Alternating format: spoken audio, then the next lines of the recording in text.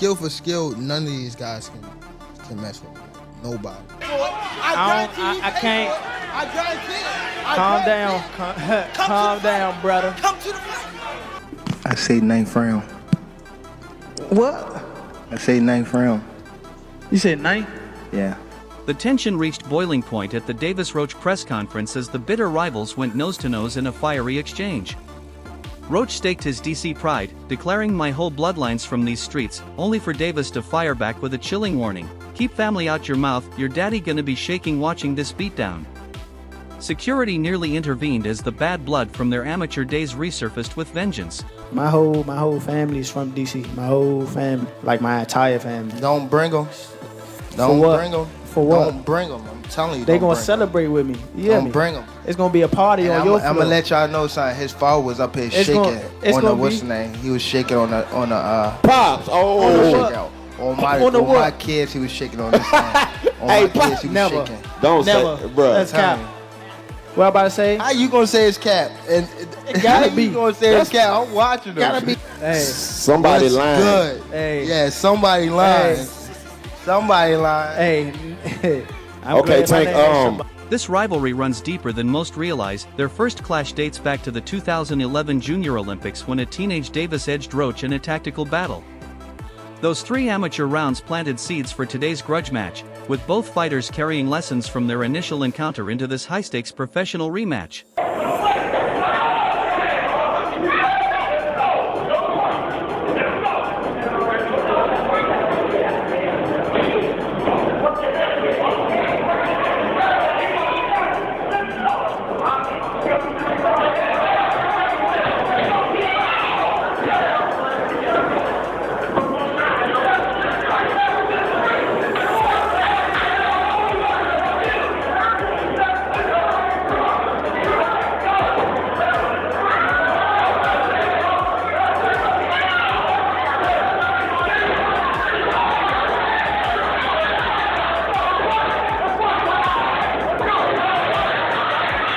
Davis issued a stark warning amid Roach's trash talk: "Every word you say adds another round of punishment." The champion's icy demeanor suggested Roach's pre-fight antics are fueling a particularly vicious version of Tank, one determined to make this personal in the ring. I represent, if people doubting you, you feel like you know, you're back against the rope and you don't have nobody, I do it for them. Like, I feel as though dumb people, like, you feel me? Like, Okay. And my last question. Make it a good one. My last question. My last question. I just want, just for us in here, I want y'all to predict what round. What round what? What round what? What y'all say? What round what? You know when they start talking, when the people that I fight, when they start talking, that's when y'all get them. I'ma beat his ass for y'all talking. Wait, for I don't real. give a fuck. So y'all better be quiet. I don't give a fuck if y'all was quiet, if y'all was loud. We got the whole hood over there. Like, twist it up. I don't give a fuck about none of that. Y'all can do whatever y'all want. My mother, he can't stop nothing over here. None of that. Not at all. I'm telling you, I'm gonna f him up. Not at all. Never. Nothing's gonna get fucked up over here. What do I look like getting fucked up? Okay. Davis made bold fight predictions, envisioning a brutal 9th round knockout. "I'm letting him taste everything for 8 rounds, he smirked, then sending him back to DC in a body bag. This precise round prediction shows Davis's confidence in systematically breaking Roach down. I say 9th round. What? I say 9th round. You said 9th? Yeah. What's your response to that, Lamont? Look, he got scared. Look. He looked at night. I'm telling him, you saying you going down in the 9th? You know that power curry late. I know you got some sneaky power.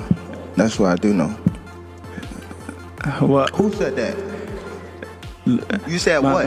You said what? Yeah, that's what I've been waiting for, the niggas to talk. How much you want back? How much you want to bet? Because I came up here alone. How much y'all want back? How much you want back? Just call it out. Huh? 100?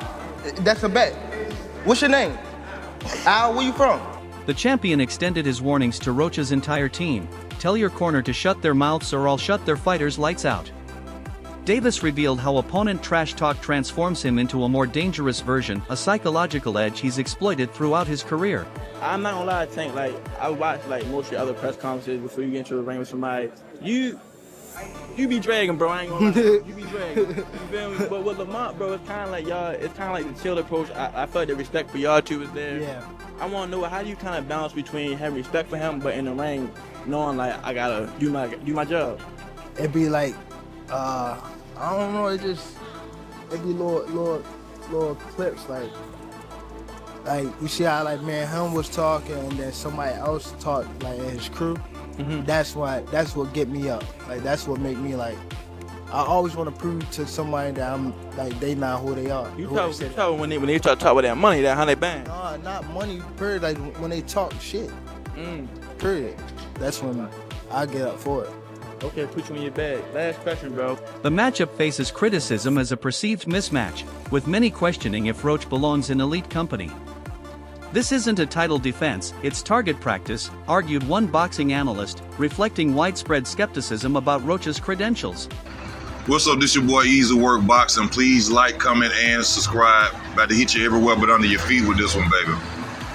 I see a lot of Tank fans and penis riders are upset behind the fact that people are saying that Lamont Roach fight is trash, which we all know is trash. You know, the question that I keep hearing when I'm on my live and people get mad when I'm telling them that the fight is trash is, who else was out there for him to fight? Who else could he fight? The question is, who else did he send an offer to? That's the question. Who else could he have sent an offer to instead of him giving us another 130-pounder who hasn't fought anybody just like him? Who else could he have sent the contract to give y'all fans that's out there penis riding and upset at real boxing fans for knowing that Tank is playing y'all? Davis defended his opponent choice, citing limited options. When Shakur ran, Teofimo disrespected me, and Haney's hiding, Roach was the last man standing. His pointed comments about Lopez revealed deeper personal grievances beyond boxing politics. Y'all had history, y'all went back and forth back in the day, but why him? Why Roach? Out of all the people. I think a lot of people was they had a scheduled fight. For sure they had a scheduled fight coming up. And another thing with the Teofimo nigga, he kept saying all this wild shit like monkey this, monkey that, and he disrespected me as a man, so that's another reason why I want to get him for sure. But I would fight him, like, you know, so I don't know, it just, the other guys was definitely had a fight coming up, so it's like, who I can really fight, you feel me? And he was the one that was calling, he was calling, saying he can fight him. It's like, why not help him, you know? Yeah. And I like that, right? But during these press conferences, you give him a lot of respect. Like, is this to sell a fight or is it like to really believe it? Nah, I mean, like really though, because the only reason why, because he is good. Like, don't get me wrong, but come on, like I mean he's good, but when it comes to fight night, like it's gonna be a whole different beast. Like. Legendary trainer Bomac broke down the matchup. Tank's arsenal has no holes. He's got knockout power in every punch from every angle.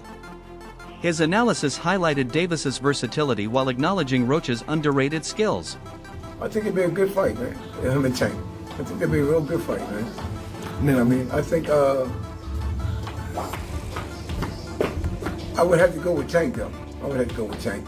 You know what I mean? But I think it'd be a real good fight. You know what I mean? Lamont will be moving up. What would he have to do to make that fight competitive? Oh, he moving up? Yeah, it would be. You know, he's the champion at 30. Oh, okay, yeah. I have to go with Tank.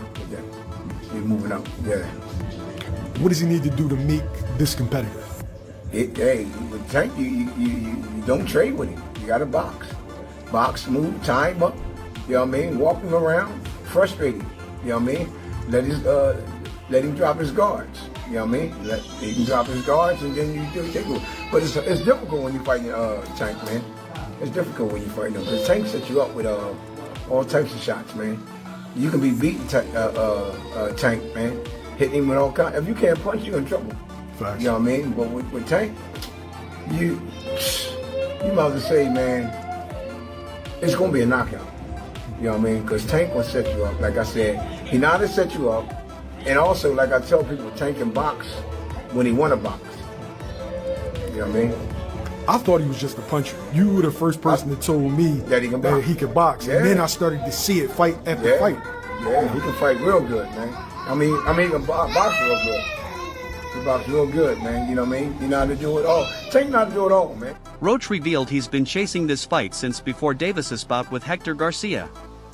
"This isn't some lucky opportunity, I've been preparing for Tank for years," he stated, suggesting he's studied Davis's tendencies more than any previous opponent. I don't know if y'all know, but I've been in the Tank sweepstakes 2 years ago. A fighter's biggest payday around our weight class is going to be against Tank. Yeah. That's what they call it. The Canelo sweepstakes, obviously when you fight Canelo, you're going to get a bag. The Tank sweepstakes, obviously you fight Tank, you're going to get a bag. I got a call from them 2 years ago before he fought Hector Garcia. I wasn't champ at the time, and Hector was a champ. And I was the mandatory, that's crazy, I was the mandatory for Hector. He used his same wrist. I'm doing air quotes. I'm doing the same thing. Hector used his special privilege to fight Tank instead of me, so I had to wait. Because he didn't want to lose to you, so if I'm going to lose, I'm going to fight Tank. Because if I lose to the champ, ain't no payday. I'm still the champ, and I can still keep on going and fight. That's a business decision. It's a business decision. That's what That's business. Insiders warn against underestimating Roach. The DC native boasts elite footwork and durability that casual fans overlook. People don't know him because he's been avoided, not because he's not dangerous, one matchmaker revealed. What came out still on top? With Floyd? You said, well, what was the lose-lose situation? What you mean? This situation put me in there, make me lose what he thought I was going to lose. You talking about like a boxing match or? Yeah, boxing match. Well, who, if you don't mind? If you don't want to, it's fine. Joseph Pedraza, my first world title. I was 16-0. I was 16-0. 16-0. And I was 21 at the time. And I haven't fought in like 7 or 8 months.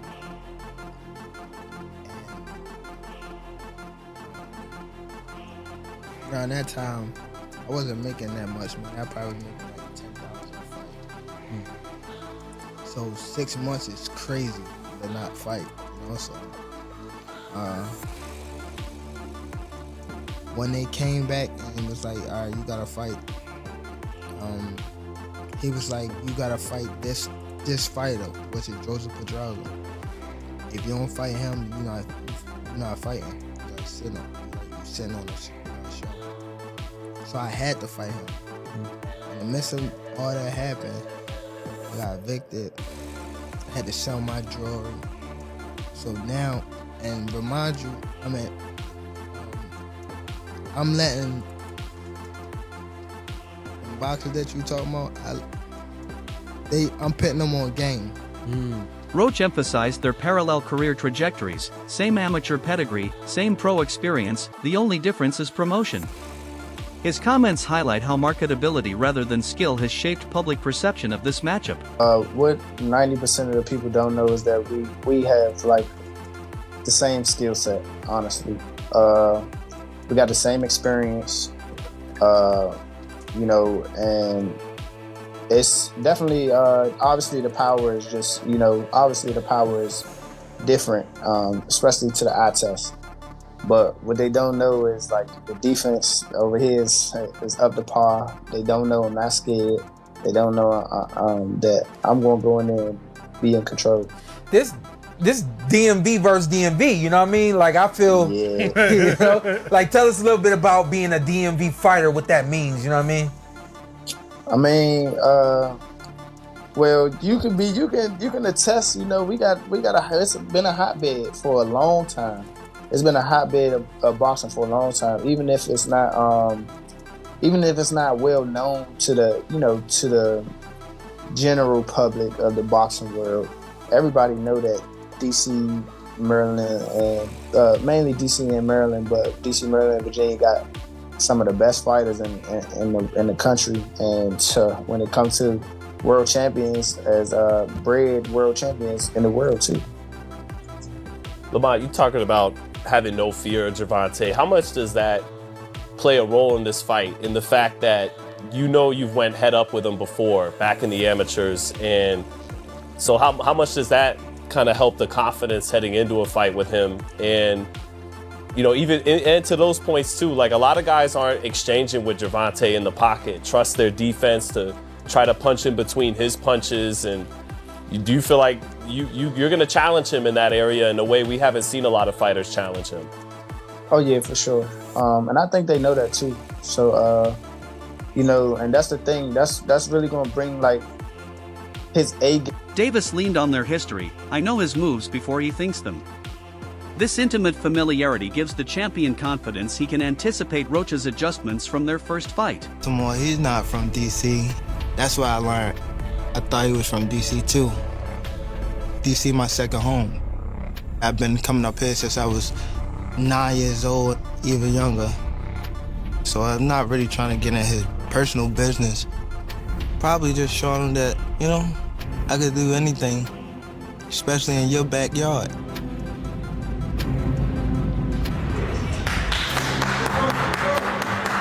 You gonna feel all this shit we gotta do? Look, hey Tank, we gonna go 35-12. Many years ago, legendary champion Marvin Hagler remarked that it's hard to get up and do road work at 5 a.m. Roach delivered a final warning: underestimate me and wake up staring at lights. Meanwhile, Teofimo Lopez inserted himself into the narrative, claiming his resume proves he'd school Tank, adding fuel to future matchup speculation. So you think you dominate Tank? I think I dominate any of them. If you really look at it, if you gotta really tap in on this, look at the resume, all that extra, whatever. There's a certain limit that you hit, right? But then there's that next criteria or that next top tier. And if you don't match that, you never gonna know how great you really are. And I've done that a few amount of times already. I jumped out that box and done that. So I have yet to see Gervonta come out of that box yet. You know what I'm saying? They're about to put him with a guy at 130 pounds. Whether he's a champion or not, you're getting a guy lighter than you to come up and weight to make you look good again. You know what I'm saying? The perceived skill gap is impacting business, with some fans reluctant to pay premium prices for what they view as a foregone conclusion. Why buy when you know the ending? One potential buyer questioned, reflecting casual fan skepticism. Frank Martin-ish type of fight where he's fighting a dude who has earned a big opportunity or has a bit of a resume. He's on a run. His only loss is to Jamel Herring, and he did beat Hector Luis Garcia, a common opponent between the two. But I think people are going to look at this and be like, all right, Tank again is not fighting one of the elite guys that you want to see him fight against. He's fighting another kind of B-level fighter who is really, really good, but you want to see Tank against the best of the best. Lamont Roach, and this is nothing against him, I think this is actually a good fight. I think he's very skilled. It's kind of giving the Canelo blueprint right now, where Canelo is like picking fighters, Edgar Berlanga and Jaime Munguia, and they're on pay-per-view, but obviously we want to see Canelo fight David Benavidez. Loma is the one. Remember, we were hearing that there was a fight that was supposed to take place in November, and both camps were in negotiations. And then Loma decided that he was going to take some time off. That's not Tank. Community leaders are rallying black boxing fans to support the all-black headliner. Two brothers main eventing in their prime, this is history we need to celebrate, urged prominent activist Jamal Johnson, framing the event as cultural milestone. I'm throwing the fire sticks away, Two-Tone. Everybody, you gotta buy this fight if you black, because they don't want blacks to fight blacks because y'all don't buy it. So I'm buying it. No fire stick. Fuck out of here. You ain't about to mercy. You ain't about to get us the mercy buy this shit, pity buy this shit. This ain't the right black on black we want to see. No, hold on, Ness. You can't de-advertise the black community, nigga. We rep this it. Ain't the black on black we want to see. Y'all say this ain't the black on black we want to see. There's in DC They was in DC, nigga, Chocolate City, Baltimore, motherfucking DC. The whole crowd was full of black people. We coming. I see white people like a motherfucker in them stands. Why y'all capping, man? Yo, Lamont is the only nigga Tank fought out of his last 5 fights that's not scared of him. Oh, wow. Rolly was scared. Brian was scared. Frank wasn't Hector was scared. Frank wasn't was scared. terrified. Frank wasn't scared. Frank was terrified. Man, he wasn't terrified because he flipped. That's a wrap on today's fight coverage. The countdown to fight night is on. Will Roach shock the world or will Davis prove the doubters wrong?